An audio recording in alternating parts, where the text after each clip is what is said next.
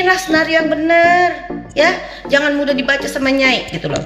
Apa bentuk pelecehannya apa? Sampai detik ini juga polisi tidak memberikan keterangan bentuk pelecehan yang dilakukan Joshua kepada Ibu Jenderal yang terhormat Putri. Ya. Apa? Si tahu dong. Diperkosa enggak kan? Apa gitu loh. Jangan cari-cari masalah, jangan cari-cari kesalahan orang yang sudah meninggal. Dosanya besar loh. Ya. Jadi tanya dulu teman-teman apa kabar? Semoga teman-temannya diberikan kesehatan, panjang umur rezeki. Amin ya rabbal alamin. Nah, kemunculan Nyai kali ini masih terus membahas tentang kebohongan demi kebohongan dalam kasus penganiayaan, pembunuhan Brigadir Joshua. Nyai masih tidak percaya kalau Joshua melakukan pencemek-cemekan alias pelecehan kepada Ibu Jenderal. Ya? Nah, pertanyaannya sampai detik ini Nyai mau bertanya nih kepada Ibu Jenderal Putri. Ya, Anda kan perempuan, Anda seorang ibu, tentu Anda punya hati dan nurani. Ya, pertanyaan Nyai, pelecehan apakah yang dilakukan oleh Joshua kepada Ibu Jenderal? Sampai detik ini kita tidak pernah diberitahukan bentuk pelecehannya apa. Apakah yang di mana dicemek-cemeknya? Ya, kalau katanya cuma Joshua masuk ke kamar lalu katanya menodongkan pistol, diam kamu, nggak mungkin. Joshua masuk, diam kamu, buka, kan nggak mungkin. Buka apa? Ya kan? Itu nggak masuk logika sekali. Karena baru pulang dari Magelang. Jadi bikinlah senario yang benar, ya. Jangan mudah dibaca sama Nyai gitu loh. Apa bentuk pelecehannya apa? Sampai detik ini juga polisi tidak memberikan keterangan bentuk pelecehan yang dilakukan Joshua kepada Ibu Jenderal yang terhormat Putri. Ya. Apa? Si tahu dong. Diperkosa enggak kan? Apa gitu loh. Jangan cari-cari masalah, jangan cari-cari kesalahan orang yang sudah meninggal. Dosanya besar loh. Ya. Kalian tuh cuma bisa ininya memfitnah orang yang meninggal. Ya nggak mungkin Joshua melakukan pembelaan. Kita-kita nih yang hidup yang akan membela Joshua. Karena nggak masuk akal gitu loh. Kalau diperkosa ada nggak bukti visumnya? Tunjukin dong, transparan aja. Apa sih sebenarnya kasus ini yang sebenarnya? Dia tetap tidak percaya Joshua berani mencemek-cemek atau melakukan pelecehan seksual kepada Ibu Jenderal ini. Ya. Lalu ada lagi sekarang berita baru, kemarin katanya Joshua itu melakukan kekurang ajaran memakai barang pribadi Ibu Jenderalnya. Pikir pakai BH, ya kan ternyata enggak, cuma pakai parfum. Ya Allah, parfum doang harus diributin. Tuh parfumnya di mobil ya, di mobil aja. Kalau supirnya mau pakai silakan aja. Nggak ada Nyai harus ribut-ribut sampai bunuh orang gitu loh. Itu nggak masuk akal ya. Sekali lagi Nyai bilang nggak masuk akal. Alasan yang terlalu dibuat-buat. Ya, cerdas deh dikit gitu loh. Lalu ada lagi berita, iya Joshua ini katanya genit, katanya. Genitnya apa? Bentuk genitnya tuh apa? Apa dia kedip-kedipin mata? Apa dia begitu sama Ibu Jenderal gitu? Hah? Genitnya apa? Ibu Jenderal apa kabar? Begitu. Apa bentuk genit itu banyak gitu loh. Kayak Nyai ini misalnya mau genit sama orang, hai, apa kabar? Baik ya. Itu genit. Kalau versi Nyai, kalau genitnya gitu. Ini genit, ya wajar lah, namanya juga anak muda, belum menikah, masih lajang. Kalau genit ya wajar. Yang nggak wajar itu ada emak-emak punya suami masih genit sama berondong. Itu yang nggak wajar. Ya kan?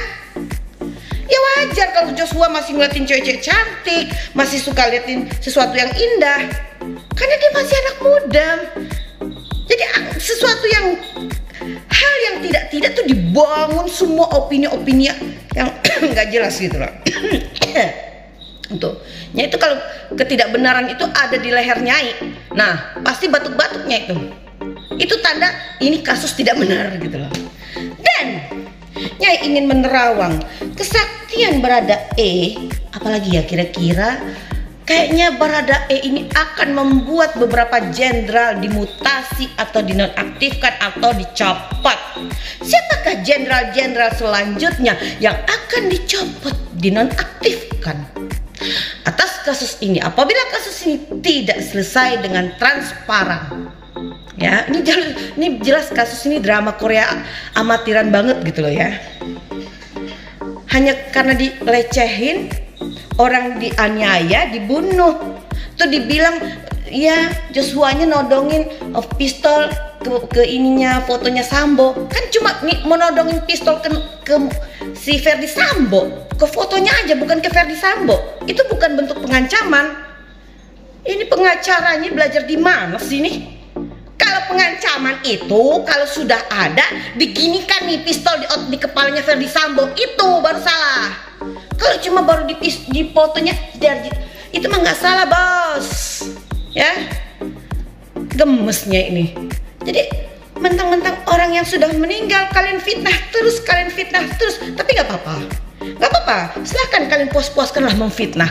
Akan ada azab Allah Subhanahu wa Ta'ala akan menghajar kalian semua yang bersekongkol dalam kasus ini. Ingat itu, dan Nyai pastikan itu. Dan Nyai akan datang ke sebuah pulau yang mana Nyai akan melakukan sebuah ritual. Ritual itu akan Nyai panggil arwahnya Joshua. Nyai akan suruh tuh Joshua, datengin noh yang bunuh kamu.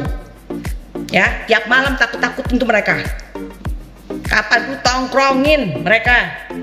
Pengen tahu pistolnya bisa nggak tembak arwah gitu loh. Lihat nantinya akan panggil Joshua. Ya panasnya jadinya kayak gini. Karena kita disuguhi drama-drama picisan kayak gini loh. Rakyat itu udah cerdas, ya. Kita butuh kebenaran, butuh keadilan. Bagaimana kita mau berlindung kepada polisi? Polisinya aja tidak benar, tidak jujur, tidak transparan. Anggotanya mati dibunuh aja mereka bisa menutup-nutupi. Ada apa?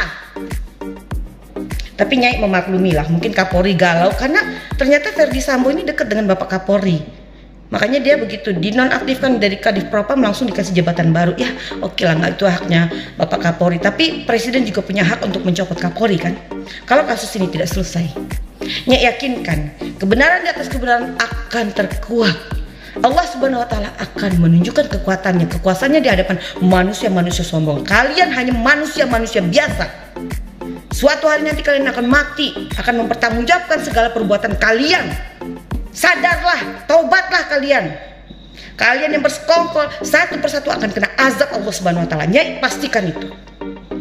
Assalamualaikum warahmatullahi wabarakatuh. Salam teman-teman yang dikasihi oleh Tuhan, berjumpa lagi dengan saya di channel Albi Update TV. Lagi-lagi ya, Nyai Dewi Tanjung bersuara keras lagi, ya, kritik keras kepada pihak Kapolri dan jelas-jelas dia itu menunjukkan keram kepada Ibu Jenderal ya, karena banyak sekali hal-hal yang sangat tidak masuk akal. Ada menurut Nyai Dewi Tanjung bahwa ada upaya-upaya dari Ibu Jenderal yang berusaha untuk memfitnah orang-orang yang meninggal, karena di sini tidak ada mereka menunjukkan bukti-bukti. Jika itu memang benar dilakukan, maka seharusnya mereka menunjukkan bukti, bukan hanya spekulasi, ya, bukan hanya sekedar ngomong. Seharusnya pihak polisi sudah tahu aturan hukum, ya, bahwa setiap kita mengeluarkan statement itu seharusnya menunjukkan alat bukti, dan ini yang tidak bisa dipercaya oleh orang-orang karena hanya sekedar ya berkata-kata tapi tidak menunjukkan bukti yang otentik begitu ya. Ya makanya Nyai Dewi Tanjung begitu keras untuk berteriak, ya, mengajak Ibu Jenderal untuk menunjukkan bukti kalau memang sudah dicemuk-cemuk atau apalah bentuk pelecehan yang dilakukan. Jangan hanya sekedar ngomong saja begitu ya. Ya. Jadi terlebih-lebih dengan siapa ini, Baradae ini hebat sekali ya. Sampai berapa orang yang sudah dicopot ya, dan sampai sekarang juga belum dijadikan tersangka, padahal jelas-jelas mereka terlibat baku tembak ya.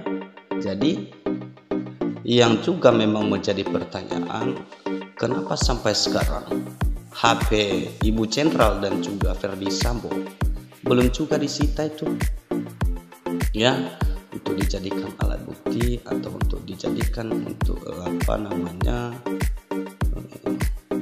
perlu untuk dilakukan penelitian misalnya, ya, untuk penyelidikan gitulah. Tapi sampai sekarang pihak polisi tidak, saya nggak tahu apa nggak berani apa bagaimana gitu ya, karena Jenderal bintang 2 gitu ya.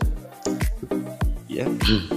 Jadi kita akan lihat kasus ini apakah memang pihak Polri berani ya membuka terang benderang kasus ini.